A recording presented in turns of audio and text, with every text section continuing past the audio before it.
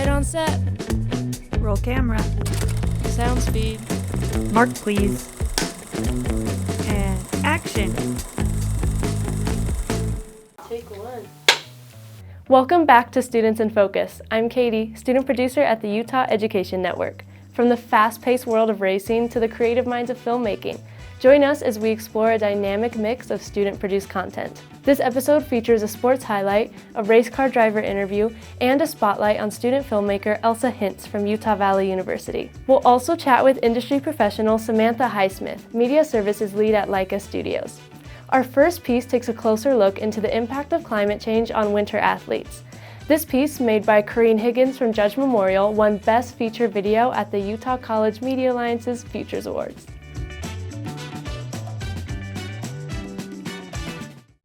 Judge has all types of winter athletes, many competing at an elite level. Unfortunately, due to climate change, snow quality and levels are highly variable, often impacting their sports, training, and communities. We asked them their stories. I'm Thomas Vannekamp. Cross-country skiing and biathlon is my winter sport. I've been skiing for as long as I can remember. It kind of drives my life right now. My name is Corrine Higgins. I do the sport called ski mountaineering, which is like backcountry skiing but racing, and it just got added to the 2026 Olympics. I started attempting to ski, I guess, at 2 years old. My name is Jack Atencio. I've been skiing since I was 2 years old. I ski for the Altabird Freeride team. The kids I mainly train with, I've been skiing with since I joined Altabird, but then I have other kids that I do ski with a lot that I've been skiing with for most of my life. Very positive place. We all help push each other to become the best versions of ourselves, and we can always look to each other when we need help with something. I've known some of the kids since like 2nd or 3rd grade. Well, we train 2 hours a day, 5 to 6 days a week, so spend a decent amount of time with them and get to know them pretty well. It's really nice to have those people motivating you and like supporting you and your goals and like your training as well, and just like keeping you going, and it helps a lot. I think I would be way less motivated if I didn't have that behind me. Through this sport, I have found such an incredible supportive community that has helped me grow and mature through high school and my adolescence. But I do not think that my sport will be alive in 30 years. I feel like throughout time the seasons have had their ups and downs. I went to Targhee this year and the snow was drastically different than last year. There was a lot less snow this year in Targhee. The cliffs were a lot bigger than usual, and there was some snowfall when we got there, which was nice, but the venue all in all was not very good. We don't have as long of a season anymore, so we have to fit everything in. We've had to start the season later and finish earlier. The snow conditions have been deteriorating later season when all of the championship races are, so we are racing on poor snow. And we've also had to stockpile snow to maintain it for longer in the season. Just for local races, we've had to change venues due to no snow at others and just having to work around them. I went over to France last year to do a Youth World Cup, and when we showed up, they almost canceled one of the races because there wasn't enough snow. And so they had to change the race into a time trial because they couldn't send off a mass start, and they also had to make the course shorter. So how are the sports and athletes adapting to the changing environment? Mainly just moving the dates around of when we compete. Changing the way that the championships are held, being earlier in the season instead of later, because the seasons are getting shorter and shorter, and that means that there's less and less snow for those races, and it is just stressful. I know that there are places in Europe where they have indoor tracks that have perfect snow all the time, but that's different than skiing on snow, and there would have to be a lot more facilities built like that. Well, right now they're just running and skiing on snow during the races, and to pass you have to go ski onto dirt sometimes. As far as like things that are gonna save the sport, I don't think anything is. I think it'll just phase out. Whenever we ask each other to skip school to go skiing, it's like, yeah, I'll go skiing. It won't last that long anyways. May as well make the most of it.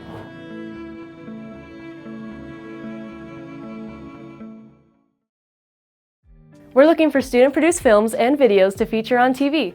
Learn more at uen.org/studentsinfocus to have your media considered for an upcoming episode of Students in Focus. Next up is a spotlight on Ashlyn Williams, who is a race car driver at just age 15. Jasmine and Eli, students at North San Pete, put the video together and were recognized at the Utah College Media Alliance's Futures Awards.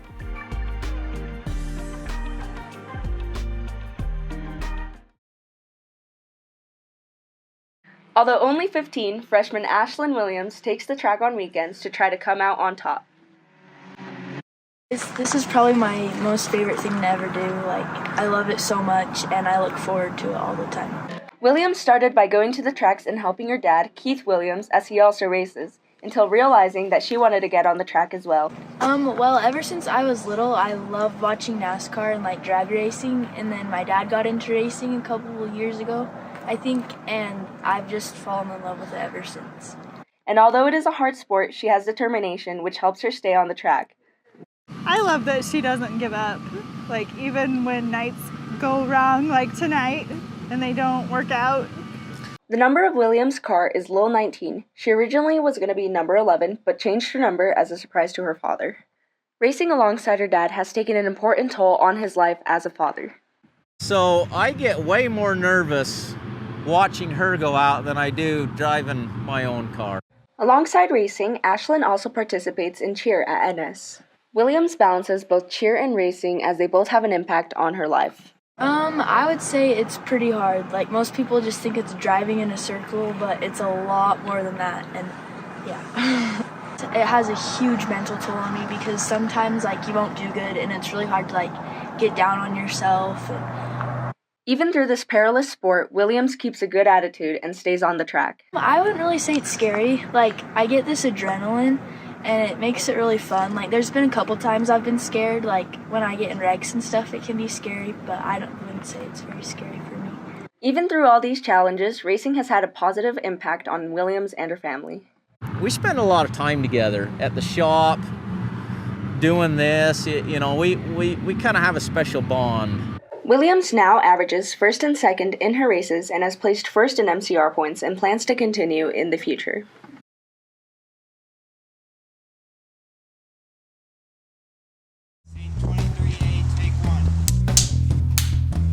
I'm interested in a career path that makes a lot of money. I thought I wanted to do strictly documentary journalism type stuff. In the film world, I'd like to be either an editor or a DP.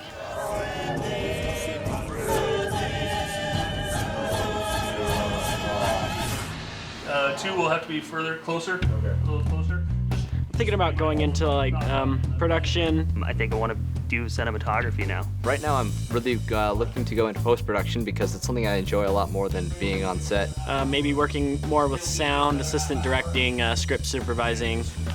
Action!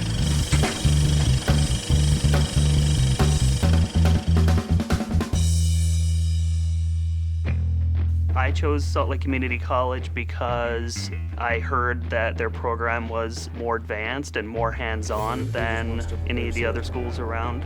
We're teaching people how to grab C-stands and set them up and put flags on them, use cameras. From day one, they're using post-production equipment and cameras and a lot of hands-on. So we got a Blackmagic Cinema camera, we got a Red Epic and a Red Scarlet camera with complete lens packages, map boxes and the whole filters and everything. So that students learn how to build cameras and learn how to do it properly, and they're able to go do that on an actual film set. I've had a great experience so far. I've had enough support from all of my fellow students in groups making projects. I feel like I learn a lot from the teachers. I feel like I could probably leave with the associates and go on a movie set and be prepared.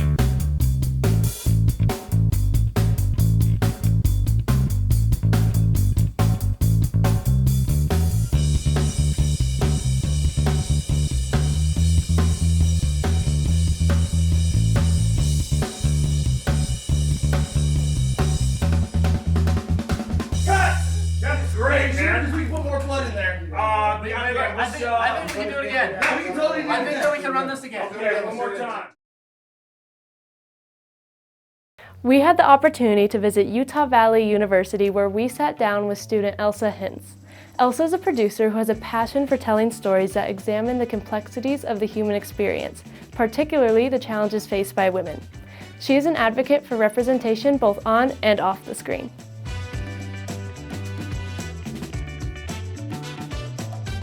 To me, FEM is it's a place to bring like those female identifying filmmakers together to learn in a professional setting from industry professionals, and to learn in a safe space where you can ask questions and where you're not going to get fired because you did something wrong. Like, it's a safe space to learn and to grow. I feel like I got interested in filmmaking from a pretty young age. Like, I made films in the basement with my brothers. Like, we made an Indiana Jones film. Really bad. I watched it, but it was really funny. And I think I've just always had a passion for creating and telling stories, and I felt like filmmaking was the best avenue to do that. I was working with Jenny McKenzie on a different project on some marketing videos that we did for the program, and I was on a phone call with her one day about that, and she was like, Elsa, why aren't you on the FEM project? And I was like, I don't know, I just forgot about it, like, forgot that it was a thing, honestly. And she was like, we need to get you on. And they were shooting in like 2 weeks when we had this phone call, and I was like, oh, that's great. So they brought me in to do production design, which when you have 2 weeks of prep to do production design, it was a lot. It was a long 2 weeks. But like, I went around, I got all the props and stuff and all the set deck and whatnot. And like got there on the prep day, and I was like, oh, it's all just these amazing women. It was just so safe, so welcoming. Like, everyone was willing to talk to you. No one was like brushing you off, giving you the cold shoulder. Like, everyone was so friendly and so nice. And so I really, really loved that. FEM, there was just a special bond, and everyone was just happy to be there. Like, no one was angry. Everyone was just there to work and do their job and make a really good product. So I really loved that. It was just really cool to have more resources than you have in like a regular student set where you have $500 to make a short film. And like, we went up to a studio in Salt Lake to film and like built a whole set. Like, we transformed a room to look like a little dressing room, and it I was really happy with how it turned out. And like, the girl who I was working with on props was amazing, and it was really, really fun to work with her and to like just make this super cool set. And everybody on set, like in the grip team, the camera team, everyone was just so nice. And like, the mentors were willing to teach you even if you weren't in their department. Like, they're setting up a light and they're like, hey, this is how you set up a light. And I'm like, I put down a rug, but thank you. Like, things like that. So it was just really welcoming, and everyone was super inclusive. And so I was really grateful to be a part of it. I really love getting to meet all the different people, and like, I feel like every time I'm on set, there's a couple of the same people, but it's never, exactly the same. And so getting to meet other people and learn from them, because everyone has something to teach you, I believe. And so I love getting to learn from other people and just work with them and learn like how they do things and how like different ways that they do that. And as I've gotten older, I love bringing like younger people on set as well. And so I can do what people did for me for them and teach them. And then I'm currently in pre-production on my senior capstone that we will shoot in the fall, which has been really exciting. I'm starting to get together like my creative team. Like, I've got a director, an editor, and a DP. And so I'm in pre-production on that, and so I'm super excited for that. And then other than that, just like a lot of class projects. I want to start my own production company that treats film not like any other job, but like any other job in the sense of you're not on set 12 hours a day, 6 days a week. You're on set 8 hours a day, 4 or 5 days a week. So making film and working in film more accessible to general people, and especially women, because women like having kids. Like, I want to have my own kids one day, but I don't want to sacrifice film for that. But I can't be a mom and be on set 12 hours a day. So I want to create a space where people can do both. People can do what they want to do. They can have a work-life balance, and film's not their entire life, even though film is kind of all-consuming a little bit.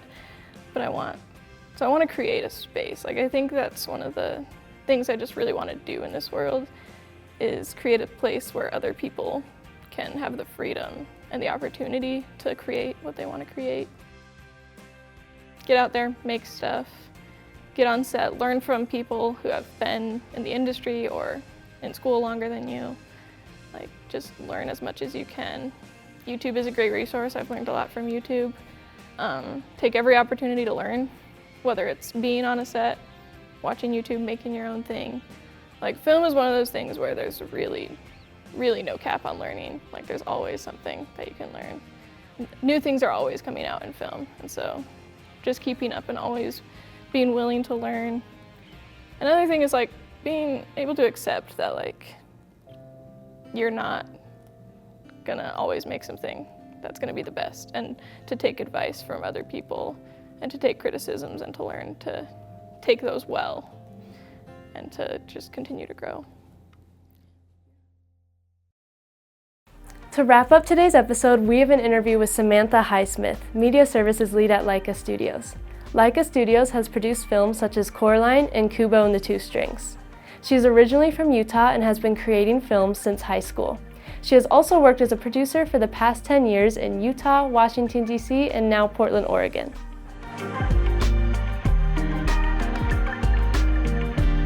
My favorite thing about my job is being able to work with so many creative people. I often tell people I work in professional arts and crafts because, you know, I have coworkers who are just playing with dolls all day, and then other coworkers who are creating miniature landscapes that are like the most stunning things I've ever seen. And then I have coworkers who are incredibly talented camera people and VFX artists, and being able to just kind of exist amongst that is so inspiring and so cool, and it makes me feel really special and happy to be able to be a part of kind of this just like factory of people who want to create something together and are creating something together. And so, I mean, that's absolutely my favorite part. Technically, my favorite part is running dailies, because I get to sit behind a computer and be in control of what, you know, the theater full of camera people, art people, puppets, everybody that's working on different aspects is looking at it on a, you know, a big full-size movie screen. And I'm behind a computer running it, which, you know, in the beginning was horrifying. I was so scared. But, you know, it's so fun now, and it's really cool to be able to be a part of it and, I don't know, have a small role in creating something like that. I work at a stop motion animation studio called LAIKA. We've made movies like Coraline and Paranorman. Right now we're working on a movie called Wildwood. And what I do there is I'm the media services lead. Essentially what me and my team do is build a bridge between the animators and the stages and the ADs and directors and the VFX department. And we'll take shots and we'll turn those over to VFX and kind of do everything in between. We'll also do things like run daily sessions where we'll review the footage that gets shot throughout the day, as well as weeklies, which is the same thing, but at the end of the week. So how did you get interested or involved in filmmaking? I've always kind of had a love of photography. And I think when I was like 10 or 12, my mom got me my first camera, and it just kind of grew from there. In Salt Lake City, there's this amazing place called SpyOp, and I had the opportunity to go, and my first class there was something called Real Stories, and we make, you know, short documentaries. And once I was at SpyOp, I kind of never left. And so I ended up really falling in love with documentary filmmaking. And I feel really glad that I had the opportunity and a space like that where I could really explore those interests and that creative part of me. And yeah, so that's really where it all came from. I had a really great community around who helped me really kind of water those seeds that were able to bloom into what's, you know, turned into a career, which is crazy. Where did you go to school and what did you major in? I went to Seattle University in Washington State, and I double majored in film studies and journalism. The reason I did that is because I really wanted to focus on documentaries. And so in my mind, I wanted to have the journalistic perspective and training to be able to go into things ethically and with a well-rounded view and just kind of have that basis. And so that's why I did that double major. And then the film studies stuff ended up just, you know, helping me round out that film perspective. I am glad I did the journalism degree as well. It has helped me as far as like actually getting jobs. And while I was in college, I started working for the PBS station up in Seattle called KCTS. That was my first internship, and it was a lot of fun. And yeah, I really doubled down on the documentary stuff, which I'm so glad I did. I really am. It was really fun. I learned a lot, and it opened a lot of doors for me. And I'll just tag on to that. Another cool thing about the journalism and documentary kind of track that I took is that I got to be kind of a mini expert on a bunch of things. You know, I would interview people about this and that. And so for a while I was learning so many cool things in depth, just like a crash course, which was also really rewarding. So, you know, as I fancy myself a lifelong learner, and I think being able to capture a lot of that on camera and be able to share that knowledge is really powerful and just a really special thing to be able to do. That's amazing advice for students. A great answer. Great. So could you dive a little deeper into your experience working on different news stations? What I would do as a special projects producer were intensive, deep dive, investigative, or just really kind of dense pieces that would air once a week. And so I would be working on a bunch of stories all at once and just really honing in on like whatever topic I was exploring. And so that was really cool because I was becoming, you know, a mini expert in all of these things for a short amount of time. I can only retain so much. But it really was a very cool experience because I got to meet a lot of people, build out that network. I got to become an even better storyteller because I was forced to tell all these stories in under 2 minutes. On the rare occasion that the executive producer would be like, "Okay, you can have 3 minutes." What a joy. But it really did give me the skills to be able to just hone in on exactly what's important to a story and why it's important to a story, because oftentimes you have to fight for it. You have to fight to keep it in. And so if I didn't have a good enough reason to say this needs to be in this piece and this is why, then, you know, it would get cut. The way I got involved with LAIKA was originally just a job posting that I found on LinkedIn. And because so much of my work history is documentary focused, I didn't think I'd hear back. I was like, this is a long shot, but this place is awesome. And from my experience teaching at Spy Hop and as a student at Spy Hop, you know, I knew the basics of stop motion animation, and I can discuss that sort of thing, which really worked in my favor. So to my shock, I did hear back from LAIKA. And I warrant that to a couple of things. And the first thing is that I wrote an awesome cover letter. And I do think this is important advice for people applying for jobs right now, especially like first jobs and internships, is if you can have an engaging cover letter that has a great hook, isn't just listing out your resume, but like truly tells a story and kind of, you know, it has a flavor of your personality, like maybe put a joke in there. I don't know, like throw in that you play D&D, get weird. I think having a solid cover letter was really important for me because I do think that it made me stand out a little bit, and I actually was told that later. And in addition to that, I had before my interview, even just with the recruiter with my screening call, I creeped on every single person I knew worked in the department I was applying for. And so I did a lot of research. And I made sure that I knew what I was talking about. And, you know, I did invest a lot of time during the application process for the job that I currently have, making myself knowledgeable not only about like the stop motion process, but also about the company as a whole and the culture there.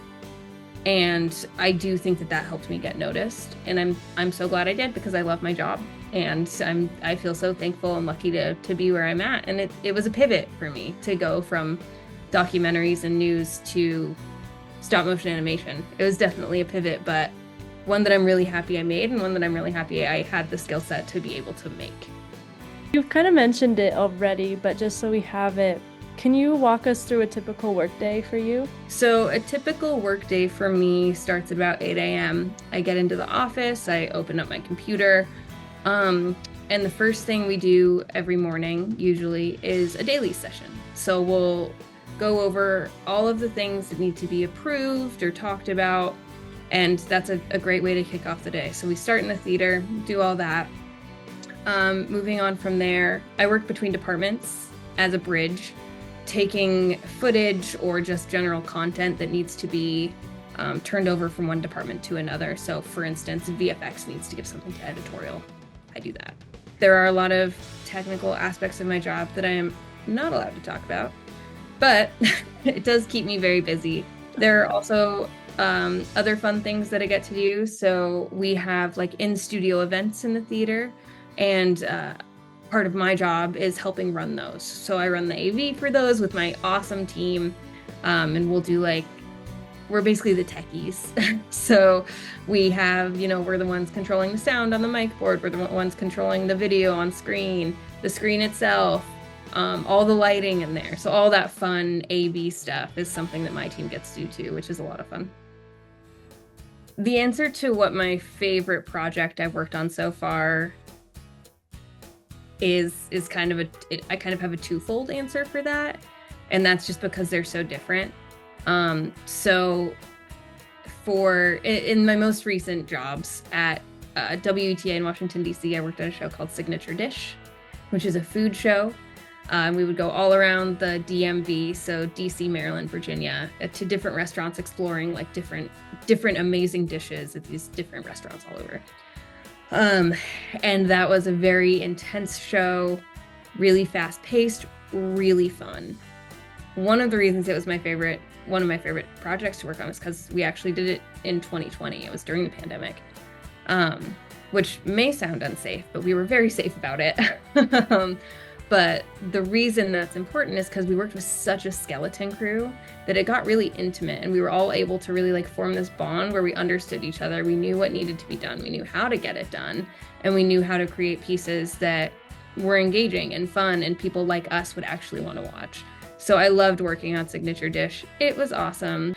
And right now, I love my job. I do. I love the team that I work with. I love that I'm able to work with such creative people. And it's really cool being able to work on something that's more of a narrative and the story's already there. And to be able to build with that and around it, it's so different and so fun. And, it's the first feature film I've ever worked on, which is really cool and it's really fun. So it's a new experience, a fun experience. And yeah, I'm really loving it so far. What advice would you give a student in pursuit of a career in the film or TV production industry? The advice that I would give a student pursuing a career in film or TV is to network as much as possible. Talk to as many people as you can, make as many friends as you can.